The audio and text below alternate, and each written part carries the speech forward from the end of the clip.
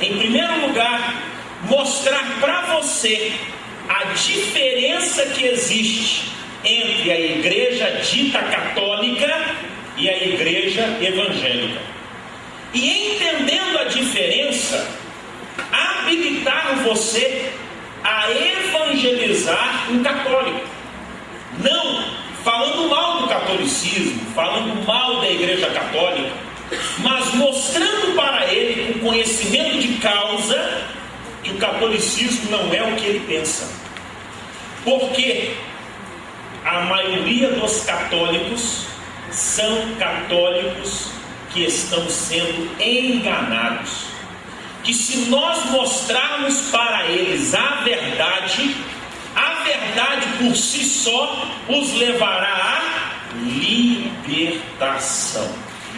Para você acompanhar tudo, você vai ter que ter um pouco de paciência, porque nós vamos usar muita Bíblia, logicamente, mas nós também vamos usar muita história, para que nós possamos compreender o catolicismo de hoje. Nós temos que entender o que aconteceu no passado. Então, muitas vezes, para quem não gosta de história, ou não gosta de estudar, ou é como alguns dizem, um tanto quanto só espiritual, ele não vai talvez gostar muito, porque nós vamos falar também muito de história. Mas se você tiver paciência e souber ligar história à Bíblia, Bíblia à história, você entenderá. Isso facilitará você a levar os outros a também a entender, descobrindo a verdade sobre o catolicismo. Vamos então abrir nossa Bíblia no livro de Atos dos Apóstolos. Atos dos Apóstolos, capítulo 1, versículo 8. A mulher de noite. O Espírito sobre vocês, vocês receberão poder e serão minhas testemunhas em Jerusalém, em toda a Judéia e Samaria e até nos lugares mais distantes da terra. Com essas palavras, Jesus então subiu aos céus. Com essas palavras, Jesus foi embora, deixando a promessa de que voltaria. Mas enquanto a promessa não se cumpria, aqueles que aqui Jesus deixou, seus discípulos, Jesus deu para eles uma ordem. E a ordem tinha tempo para essa ordem. Havia o tempo dos discípulos ficarem em Jerusalém, com um propósito: receberem poder do Espírito Santo. Quando viesse o tempo do Espírito Santo vir sobre eles, eles então começariam a levar o Evangelho, que quer dizer boas novas, a Jerusalém, Samaria, Judéia e até os confins da terra. Se nós unirmos este texto ao texto de Mateus 28, ao texto de Marcos 16, quando Jesus disse: ide por todo mundo e fazer discípulos de todas as nações, quando Jesus disse: ide por todo mundo e pregai o Evangelho a toda criatura, quem crer e for batizado será salvo. Nós encontramos nestes três textos, Atos 1, Mateus 28, Marcos 16, a origem da fundação da igreja, do começo da igreja. A igreja começou com essas ordens de Jesus. A igreja começou com os primeiros discípulos levando a sério esta palavra e obedecendo esta palavra literalmente. Eles ficaram em Jerusalém, aguardando a descida do Espírito Santo.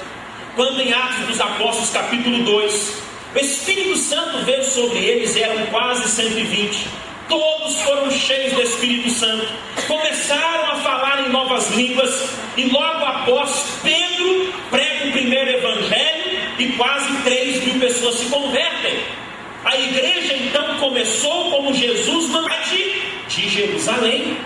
E assim a igreja foi avançando, Jerusalém, mais tarde Samaria, chegou o tempo da Judéia e chegou o tempo dos confins da terra. A igreja que começou numa pequena cidade, numa pequena província romana da Judéia, a igreja então cresce, a igreja conquista espaço no então chamado Império Romano, que era o império que dominava na época, era o império que controlava o mundo na época. Roma era o centro da vida política, social, econômica, militar e financeira do mundo. A igreja cresceu numa pequena província deste império e se espalhou por todo o império. O próprio apóstolo Paulo foi morto como mártir. Alguns dizem com a cabeça cortada, outros dizem cerrado ao meio, exatamente na cidade de Roma. Paulo ficou um tempo preso na cidade de Roma, escreveu algumas cartas às igrejas quando estava preso na cidade de Roma. A igreja chegou até Roma, a igreja chegou a todo o Império Romano. Quem entende isso, diga amém. Por quê? Porque os primeiros discípulos levaram a sério a palavra de Jesus. Quando você leva a sério a palavra de Jesus, sempre alguma coisa acontece na sua vida.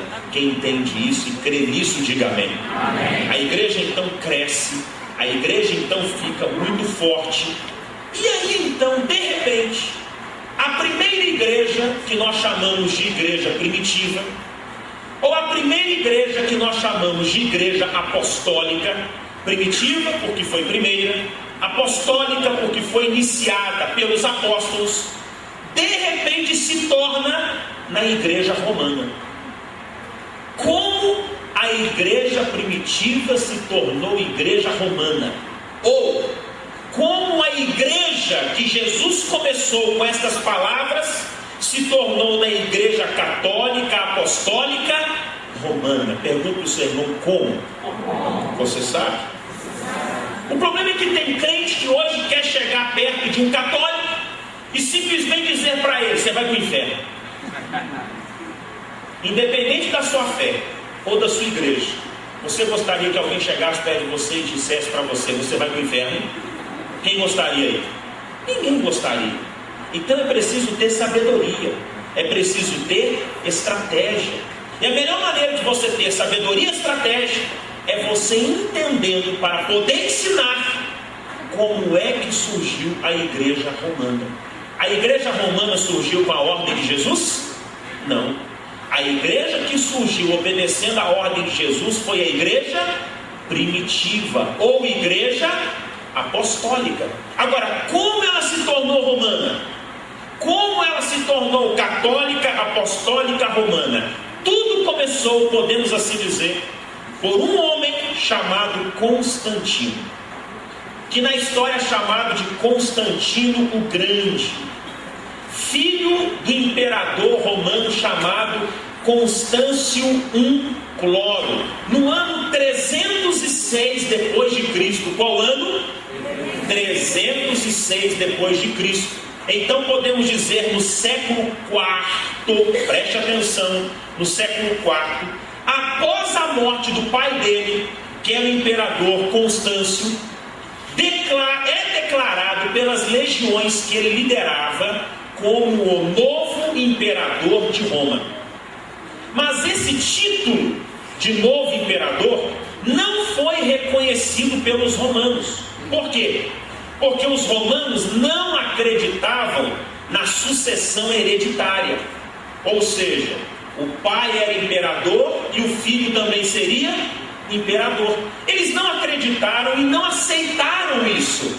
Dessa forma, começa então uma guerra civil em Roma, na disputa pelo trono de Roma, para se tornar o imperador de Roma, para se tornar o César de Roma.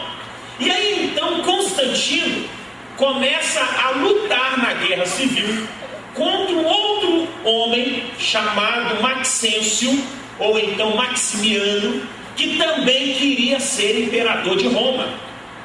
Tem um pouco de paciência, porque no início é história. Ele então trava uma guerra com os soldados dele contra os soldados de Maxêncio, numa batalha perto de Roma, chamada Batalha da Ponte Milvio, ou Milvia, em 28 de outubro do ano 312 depois de Cristo. acontece nessa batalha? Que tem um desenho aí que eles fizeram. Na noite anterior da guerra, dessa ponte aí, que está ilustrada aí no data show, diz uma lenda, alguém diz que isso não é verdade, que isso é só uma lenda. Dizem então que esse Constantino teve um sonho. E nesse sonho, apareceu para ele uma cruz, e nessa cruz estava escrito em latim, in hoc signo vinces, que quer dizer, sob este símbolo vencerás. Constantino então acorda, e de manhã chama os seus soldados, e manda pintar uma cruz no escudo de cada um dos soldados. E sabe o que aconteceu nessa guerra, nessa ponte aí? Constantino vence a guerra numa vitória esmagadora, e depois dessa vitória, sabe o que Constantino faz? Ele então se converte ao cristianismo. O que Constantino fez então? Se converte ao cristianismo e começa a favorecer o cristianismo, começa a conceder favores, a facilitar a vida da igreja que existia até então. Logicamente, o propósito dele não era religioso, o propósito dele era político. Ele queria favorecer a igreja, porque a igreja tinha se espalhado por todo o império.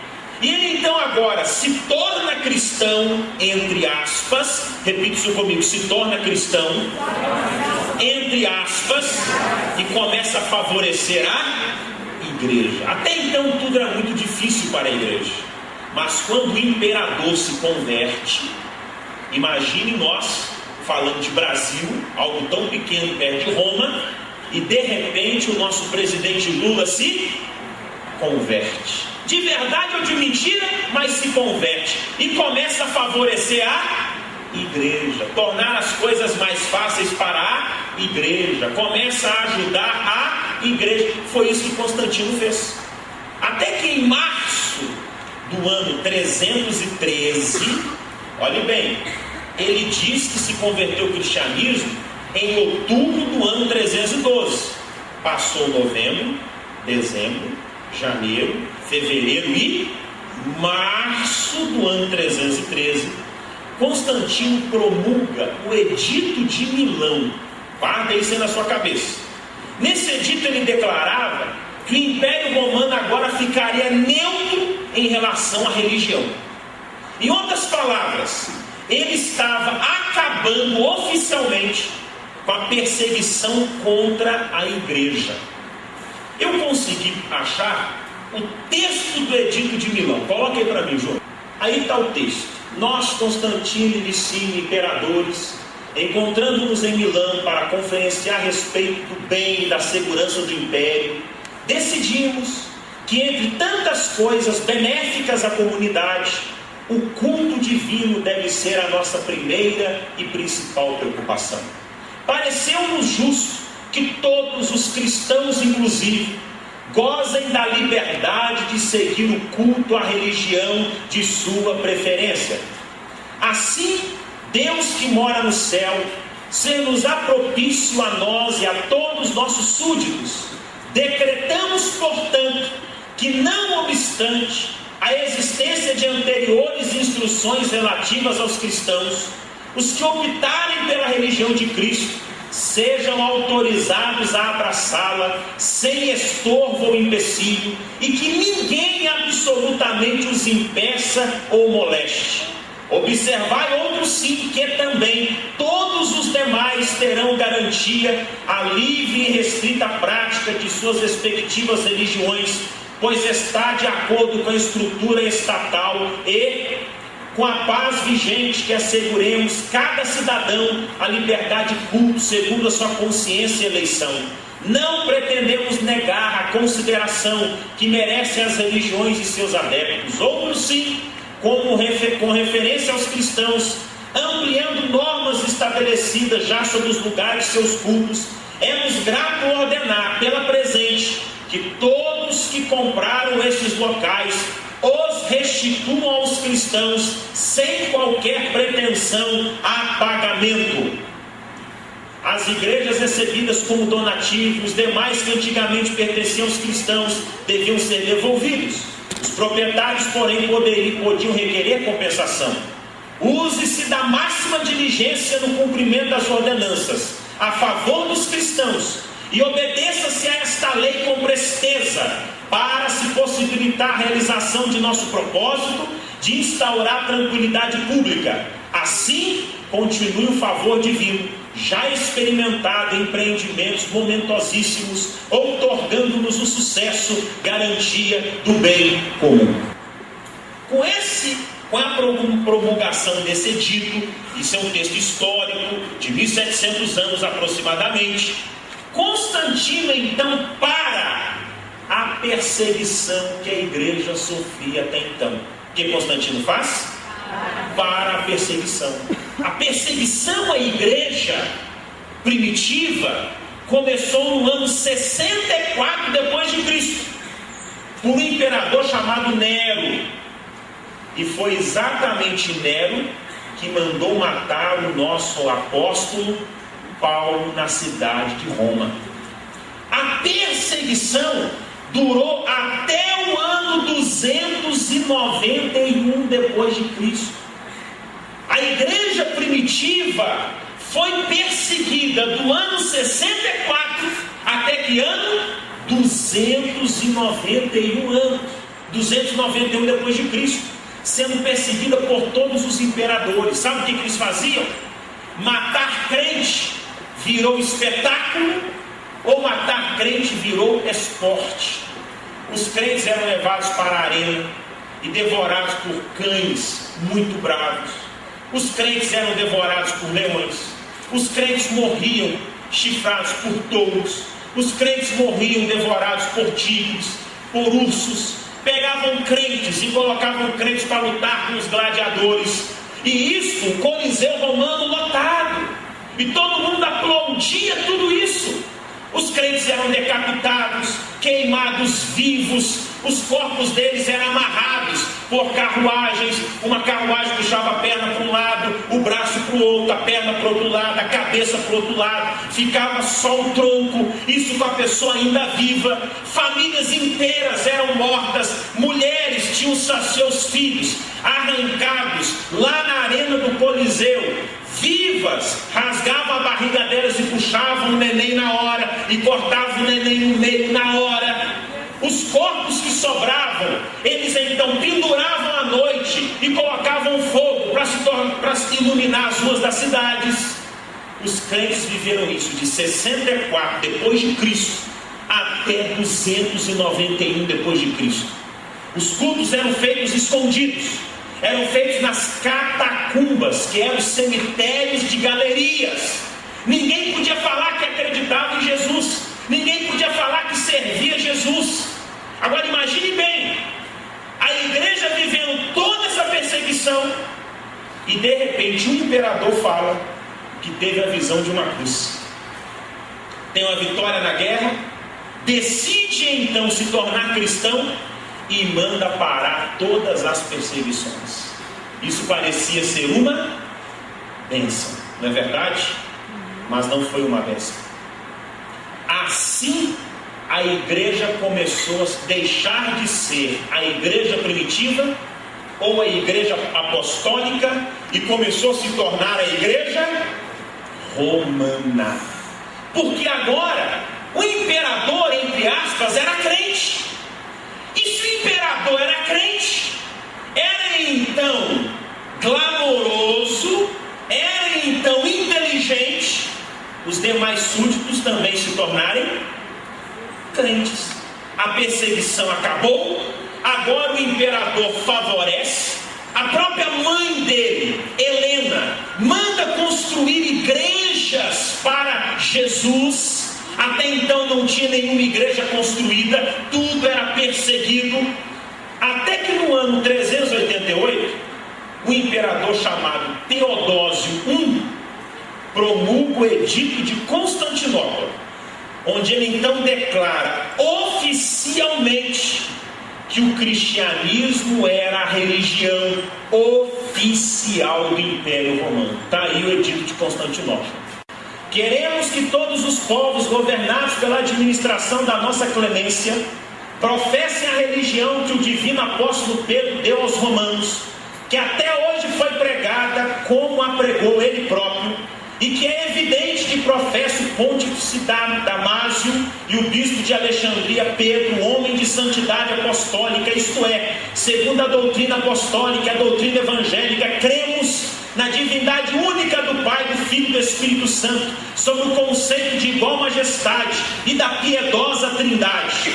Ordenamos que tenha o nome de cristãos católicos, que siga esta norma, enquanto os demais os julgamos dementes e loucos, sobre os quais pesará a infâmia da heresia. Os seus locais de reunião não receberão o nome de igrejas, e serão objeto primeiro da vingança divina, e depois serão castigados pela nossa própria iniciativa, que adotaremos seguindo a vontade celestial. Dado o terceiro dia das calendas de março em Tessalônica, o quinto consulado de Graciano Augusto e primeiro de Teodósio Augusto. A igreja, então, que era primitiva, se torna por um edito romano a religião oficial do Império Romano. E daí a igreja, então chamada primitiva, passa a ser chamada Igreja Romana. Entenda que a igreja se descaracterizou porque as pessoas começaram a se tornar cristãos o que o imperador mandou. Se você observar esse texto, ordenamos que tenha o nome de cristãos católicos que sigam esta norma, enquanto os demais os julgamos o quê? Dementes e loucos, sobre os quais pesará a infâmia da heresia. Pense comigo, se você fosse um romano, você se tornaria crente ou não? O que você acha? Com o imperador dando uma palavra dessa, todo mundo então correu para a igreja. A igreja se tornou romana, não pela vontade de Deus. A igreja se tornou romana pela vontade dos imperadores romanos. Por que nós não somos romanos? Porque nenhum imperador declara quem é crente aqui. Só pode declarar quem é crente aqui o nosso próprio Senhor Jesus. Quando então isso acontece, a história passa e começa a haver um distanciamento da igreja primitiva para a igreja romana. As igrejas começam a ficar diferentes, até chegar em nossos dias, quando hoje a igreja católica é totalmente diferente da igreja evangélica.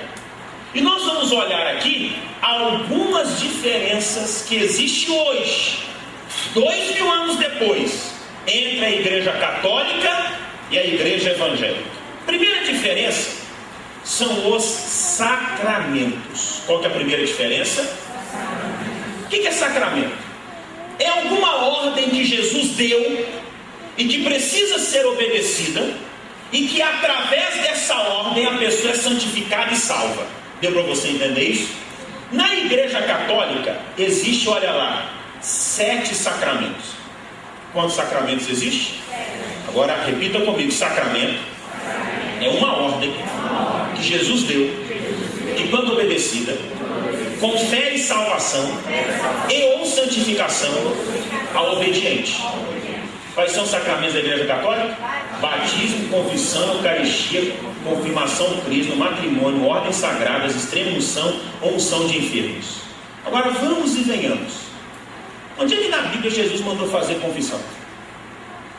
Onde é que na Bíblia está escrito que Jesus mandou alguém confessar a um, entre aspas, padre? Onde é que na Bíblia que está escrito que Jesus mandou fazer crisma?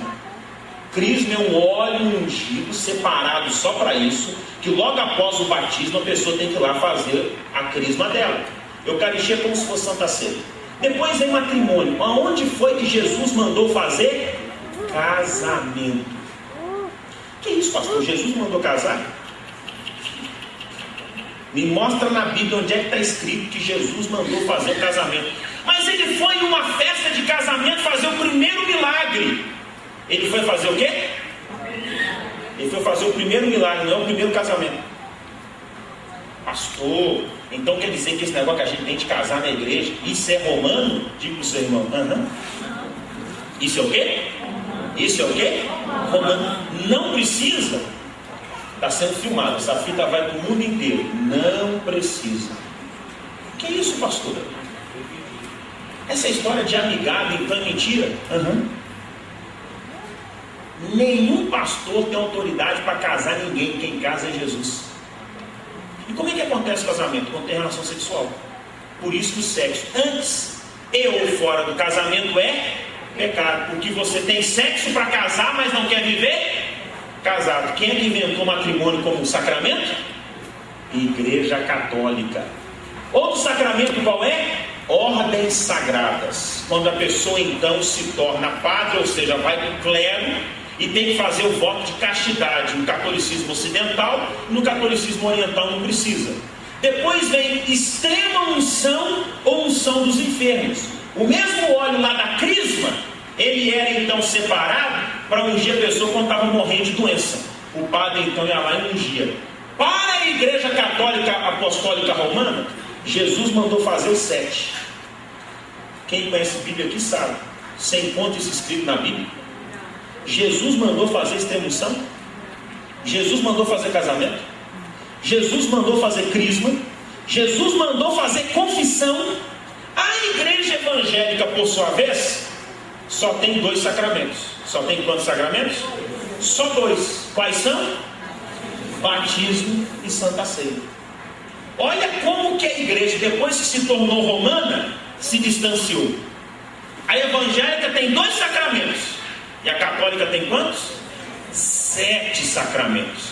Batismo, Mateus 28:19. Todo mundo deve saber de cor, né? Portanto, vão a todos os povos do mundo e façam com que sejam meus seguidores, batizando esses seguidores em nome do Pai, do Filho e do Espírito Santo. Jesus mandou ou não mandou fazer batismo? Mandou. Agora, outro sacramento, Santa Ceia. Lucas capítulo 22, versículo 19. Depois pegou o pão e deu graças a Deus. Em seguida partiu o pão e deu aos apóstolos, dizendo: isto é o meu corpo que é entregue em favor de vocês. Façam isso em memória de mim. Batismo e Santa Ceia, Jesus mandou fazer. Mas a Igreja Católica diz que Jesus mandou fazer quantas coisas? 7. Eu lhe pergunto: Pedro foi crismado? Pedro confessou? Pedro fez ordenança sagrada? Pedro participou de extrema-unção? Sim ou não, gente? Não. Vamos continuar para nós vermos as diferenças, que é só diferenças. Cargos na Igreja Católica. A Igreja Católica tem uma série de cargos. A Igreja Católica tem Papa. Até hoje teve 266, o último Papa aí já é essa ordem. Depois tem cardeais, patriarcas, arcebispos, bispos, padres e diáconos. Quais são os cargos na Igreja Católica?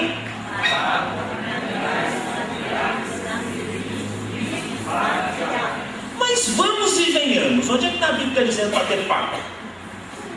E cardeal? E patriarca? E arcebispo? E padre? Agora, olha os cargos que existem na igreja evangélica. Na igreja evangélica, os cargos quais são?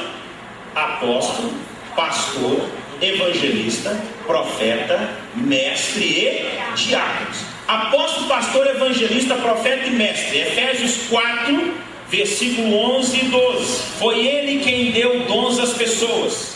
Ele escolheu alguns para serem apóstolos, outros para profetas, outros para evangelistas e ainda outros para pastores e mestres da igreja. Ele fez isso para preparar o povo de Deus para o serviço cristão, a fim de construir o corpo de Cristo. E os diáconos, a ordenação deles está lá em Atos capítulo 6, do verso 1 a 7.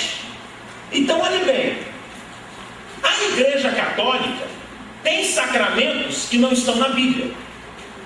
A Igreja Católica tem cargos que não estão na Bíblia. E é por isso que ela então foi se distanciando de nós que somos a Igreja Evangélica. Quem está entendendo aí, diga amém. Agora vamos olhar os cultos. Cultos católicos e cultos evangélicos. Na Igreja Católica se tem 3 cultos. Cultos de adoração a Deus, Pai, Filho e Espírito Santo. Cultos de veneração aos santos. E culto de veneração à Virgem Maria. Igreja Católica, a Igreja Evangélica. Avança, depois volta para mim. Na Igreja Evangélica, ao contrário, só tem um culto. E que culto é esse? Somente adoração a Deus. Volta agora. De onde é que eles tiraram que tem que ter veneração a quem? Aos santos. Gente, eu fiz a pesquisa e eu pasmei. A Igreja Católica tem mais de 10.000 santos canonizados em seus 2.000 anos de história quase. Então eles fazem culto para Deus, mas também fazem culto para quais santos? Mais 10.000. Tem muitos santos sem culto aí, não tem? Um ano só tem 365 dias. Se fizer um culto por dia, ainda vai ficar uns 9.700 sem culto. Se fizer um culto por dia, de manhã, de tarde e de noite, ainda vai ficar milhares sem culto. Agora, o que diz 1 Timóteo 2,5? Olha bem o que diz 1 Timóteo capítulo 2, versículo 5. Pois existe um só Deus e uma só pessoa que une Deus com os seres humanos, o ser humano, Cristo Jesus. Existe quantos deuses? Somente quantos? Um. E por que eles vão fazer culto para 10.000 santos? Existe quantos? Existe quantos? Um. E eles querem fazer quantos? Culto para quantos? Sabe o que é mais absurdo? A Bíblia deles está escrito isso aqui também. É só você abrir lá e ler para eles. Olha aqui, tem que fazer culto para quantos? Eles vão ler, é só um. Você está fazendo para quantos? Ah, eu faço para os que eu sou devoto. Juiz de Fora é devota de quem? Santo Antônio. Rio de Janeiro, São Sebastião. E assim vai. O Brasil todo diz que é devoto de quem? Da Aparecida. Agora, 1 Timóteo 2,5. Existe quantos deuses? Quantas pessoas que unem Deus com os seres humanos? Um. E quem é essa pessoa? Jesus Cristo. Agora, olha Efésios 1:1. Eu, Paulo, apóstolo de Cristo Jesus, pela vontade de Deus, escrevo esta carta ao povo de Deus da cidade de Éfeso, o povo que é fiel por estar unido com Cristo Jesus. Na tradução revista corrigida e atualizada, no lugar de povo de Deus, ele escreve a palavra aos santos de Deus. Na Bíblia, santo é todo mundo que aceita Jesus. Quem é que aceitou Jesus? Levanta sua mão. Então nós somos santos. Eu tenho que fazer culto para você agora? É? Eu tenho que fazer culto para você? Na Igreja Católica, santo é quem o Papa diz que é santo. E aí quando o Papa diz que é santo, pode fazer o que para ele? Culto para ele. E o maior absurdo não é esse. É que além de culto a 10.000 santos, eles também fazem culto a quem? A Virgem Maria. E repetindo 1 Timóteo 2,5, o culto só tem que ser para quem? Só tem que ser para Deus. Enquanto nós, a Igreja Evangélica, só tem quantos cultos? Só um culto. Para quem? Só para Deus. Agora, sabe quantas orações tem na Igreja Católica? Preces na Igreja Católica? Essa agora vocês vão assustar. A Igreja Católica tem preces a Deus, a Virgem Maria, aos santos, que são mais de 10.000, novena, trezena, Santo Rosário. Tem prece de peregrinações aos lugares sagrados. Tem prece na veneração de medalhas, estátuas, relíquias, imagens sagradas. Tem preces nas bendas de Cristo, dos santos, da Virgem Maria, e tem prece das procissões. Isso é todos os tipos de oração que tem na Igreja Católica. E o que está escrito lá em Mateus 6, 7, 8? Olha o que Jesus diz em Mateus capítulo 6, versículo 7 e 8, sobre fazer oração. Nas suas orações, não fiquem repetindo o que vocês já disseram, como fazem os pagãos. Eles pensam que Deus os ouvirá porque fazem orações compridas. Não sejam como eles, pois antes de vocês pedirem, o Pai de vocês já sabe o que vocês precisam. Quando você vai para esse texto aqui, lá no grego, que é onde esse texto foi escrito, diz, versículo 7, nas suas orações, não fiquem catalogando. Repita comigo, nas suas orações, não fiquem catalogando. A nossa tradução traduziu como? Nas suas orações não fiquem repetindo. Então, catalogar, a nossa tradução traduziu por repetir. Sabe o que significa catalogar literalmente? Não fique falando como papagaio. Jesus ensinando foi mais claro que isso daqui. Ele diz: quando vocês forem orar, não fiquem orando como o papagaio, que mesmo que ore, não sabe que está orando. Mesmo que ore, não sabe o que significa as palavras da oração. Mesmo que ore, não está buscando a Deus de verdade. Enquanto na igreja evangélica, passa o slide, tem quantas preces evangélicas? E aí eu coloquei o ponto de interrogação. Quantas preces evangélicas nós temos? Ao mesmo tempo que não temos nenhuma, temos muitas. Porque todo dia a gente ora.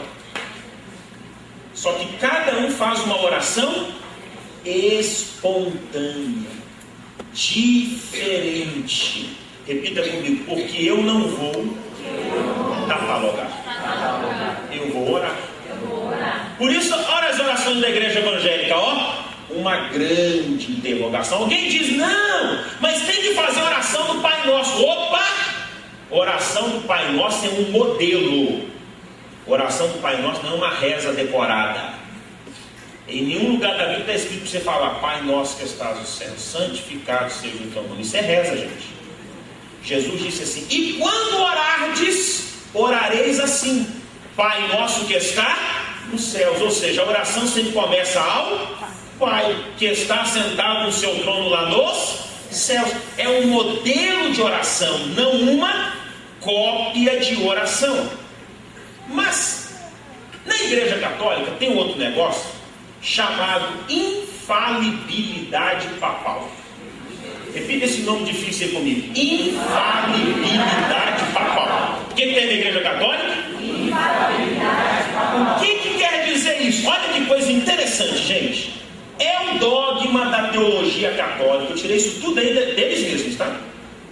Que afirma que o Papa delibera e define solenemente algo em matéria de fé ou moral, ex cátedra, aí é latim, está sempre correto. Isso porque a Igreja Católica acredita que na clarificação solene e definitiva destas matérias, goza de assistência sobrenatural do Espírito Santo, que o preserva de todo erro. Daí qual é a expressão? Infalibilidade papal. O Papa, quando fala, é infalível. Ou seja, o Papa, quando fala, não erra. O Papa, quando fala, o quê? Então, o Papa, quando fala, é igual Jesus falando. Não tem erro na fala dele. Por isso, a Igreja Católica, além de crer no que a Bíblia diz, também crê no que o Papa diz. O que o Papa, quando diz, fala igual a quem? Fala igual a Jesus. Daí ter tantos dogmas na Igreja Católica. Nós estudaremos na próxima semana, quando formos falar sobre o marianismo, do Papa que declarou ex cátedra, ou seja, declarou sem erro, que Maria foi levada ao céu, virgem ainda, assim como Jesus foi levado ao céu. E por que os católicos acreditam nisso? Porque o Papa falou. Agora, o interessante que vocês vão aprender, sem ser na próxima quinta, na outra quinta, é que os papas às vezes consertam o erro dos outros papas. Mas espera aí, o Papa não erra. Se o Papa que veio antes dele não errou, por que está consertando o erro dele? Por exemplo, o último Papa pediu perdão pelo que a Igreja Católica fez aos judeus durante a Segunda Guerra Mundial. Porque a Igreja Católica apoiou Hitler na matança aos judeus para não perder as suas catedrais. E depois de alguns anos vem outro Papa dizendo: a Igreja errou. Mas eles mesmos dizem que o Papa não erra. Enquanto isso, o que é que a Bíblia diz sobre isso? 1 Coríntios capítulo 3, verso 11. O que a Bíblia diz sobre um Papa que não erra? Um Papa que fala infalivelmente. 1 Coríntios capítulo 3, versículo 11. Olha que texto bonito, gente. Porque Deus já pôs Jesus Cristo como único alicerce, e nenhum outro alicerce pode ser colocado. Quem é que Deus pôs como alicerce? Jesus. E quantos alicerces podem ser colocados? Então, biblicamente, é certo um Papa falar que é Jesus? E que fala como Jesus? E você sabia que isso está na Bíblia deles? Outro texto, 1 Timóteo 4, do verso 1 ao 3, olha que texto bonito. O Espírito de Deus diz claramente que nos últimos tempos, alguns abandonarão a fé. Eles darão atenção a espíritos enganadores e a ensinamentos que vêm de demônios. Esses ensinamentos são espalhados por pessoas hipócritas e mentirosas, pessoas cuja consciência está morta, como se tivesse sido queimada com ferro em brasa. Essas pessoas ensinam que é errado casar e que é errado comer certos alimentos. Mas Deus criou esses alimentos para que aqueles que creem e conhecem a verdade os comam depois de terem feito uma oração de agradecimento. Repita comigo: essas pessoas ensinam que é errado casar. Quem que ensina que é errado casar? O Papa. O Papa diz que é o sucessor de Pedro. Estou só adiantando, tá? Depois nós vamos ver tudo historicamente. O Papa diz que é sucessor de quê? De Pedro. Então, como Pedro, ele sendo Papa, também não pode casar, porque Pedro também não casou. Interessante que Pedro não casou, mas teve sogra. Porque Jesus foi à casa de Pedro e curou a sogra dele. Interessante que isso está na Bíblia deles. Dá para acreditar nisso? Por isso que o tema da ministração é descobrindo a verdade sobre o catolicismo. E por último, Atos capítulo 10, versículo 25. Olha que texto bonito. Se você conhece um católico, irmão, traz ele para a quinta que vem. Atos capítulo 10, versículo 25. Olha que bonito. Se ele não quiser vir, você compra a mensagem que está sendo filmada e dá para ele. Quando Pedro ia entrando, Cornélio veio ao seu encontro, ajoelhou-se e curvou a cabeça diante dele. Mas Pedro fez com que ele se levantasse e disse: fique de pé, pois eu sou apenas um homem como... Quem é que disse isso? Pedro. E o Papa, que é sucessor de Pedro, exige que todo mundo se curva a ele e beija a mão dele pedindo bênção. Se ele é sucessor de Pedro e Pedro disse que era um homem como Cornélio, esse Papa de hoje e todos os outros 265 anteriores a ele são homens assim como nós. Olha como que o catolicismo está todo embasado em quê? Em coisas erradas. Olha, vamos olhar mais um ponto. Mais uma diferença entre a Igreja Católica e a Igreja Evangélica é a sua Bíblia. A Bíblia Católica tem quantos livros? 72. Quantos a mais? 6. Lá você vai achar Judite, Tobias, Baruque, Sabedoria de Salomão, 1 Macabeus e 2 Macabeus. Que obviamente você já percebeu que em nossa Bíblia não existe. Por que na nossa Bíblia não existe e na deles existe? Porque o Papa, que não erra, falou que esses livros também são canônicos. E aí, há acrescentou 6 livros. A nossa Bíblia tem 66, com mais 6 que a deles tem, vai para 72. Agora, o que a Bíblia diz? Apocalipse 22, último livro, o último capítulo da Bíblia. Apocalipse capítulo 22, versículo 18. Eu, João, aviso solenemente aos que ouvem as palavras proféticas deste livro: se alguma pessoa acrescentar a elas alguma coisa, Deus acrescentará o castigo dela as pragas descritas neste livro. E como é que eles acrescentaram a Bíblia? Mais quantos livros? Mais 6. Só 6. Só 6, né? Só meia dúzia. Olhem bem, depois que a igreja se tornou romana, repita isso comigo, depois que a igreja se tornou romana, viu as diferenças que foram aparecendo?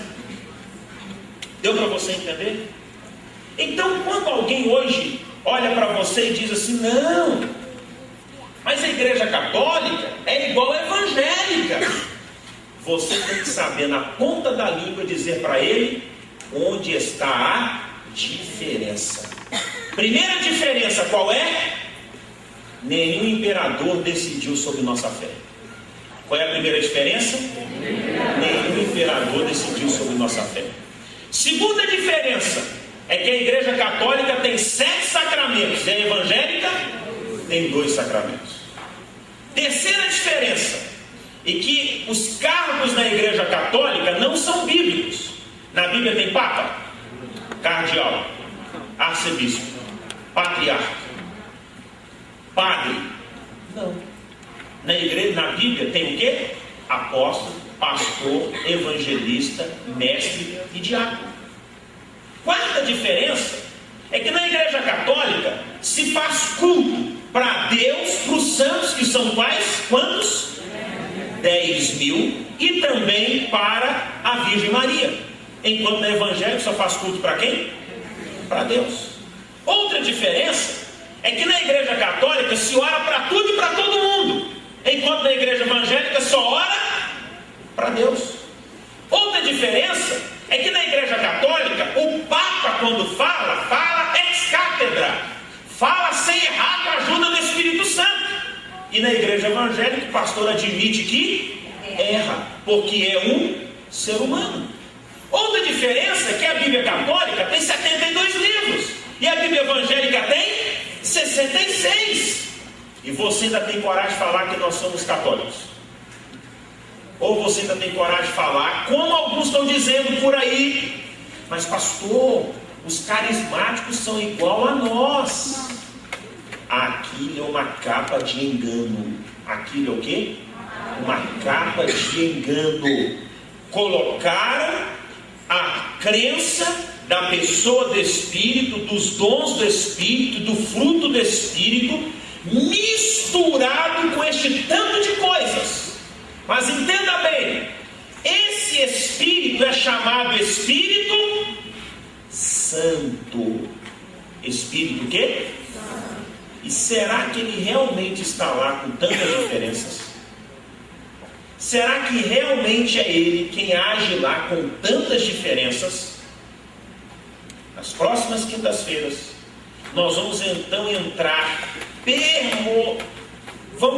de maneira detalhada em cada ponto do catolicismo que são os mais dramáticos, que é a mariolatria, ou idolatria de Maria, ou o culto mariano, que é o que nós vamos estudar semana que vem, quinta-feira. E eu vou mostrar para você que a Maria que eles adoram não é a Maria, mãe de Jesus. A Maria que eles adoram é a Rainha dos Céus. É quem? Uma deusa pagã que existe desde a antiguidade. Quando então a igreja se torna romana, eles tinham que associar essa Rainha dos Céus, que em cada nação tem um nome e uma imagem, a uma figura bíblica. E ninguém melhor para essa associação que associar a Rainha dos Céus a quem? a Maria, mãe de Jesus. Associar o filho da rainha dos céus, que é Tamuz, ao filho de Maria, que é quem? Jesus. E eu vou colocar para você o nome dessa rainha do céu em várias culturas, nos 5 continentes, e a imagem de cada uma delas, e quando é que Maria foi declarada a rainha dos céus. Vamos ver se você já entendeu. Sabe quem declarou? O Papa agido ex-cátedra, infalivelmente. A Igreja Católica, então, está apoiada em sua fé numa série de contradições feitas por homens que dizem que não erram porque o Espírito Santo os está auxiliando. Mas vamos pensar: o Espírito Santo nos auxilia? Sim ou não? Sim. E por causa disso nós não erramos?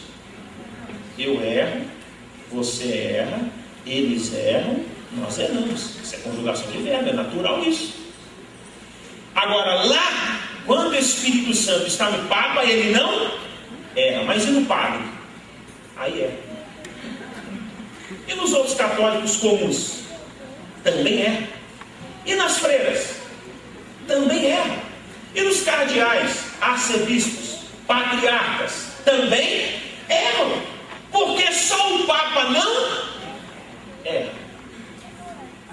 Depois, na outra quinta-feira, nós vamos estudar sobre o papismo. Você sabia que tinha um Papa que na corte dele ele era servido por 100 mulheres nuas?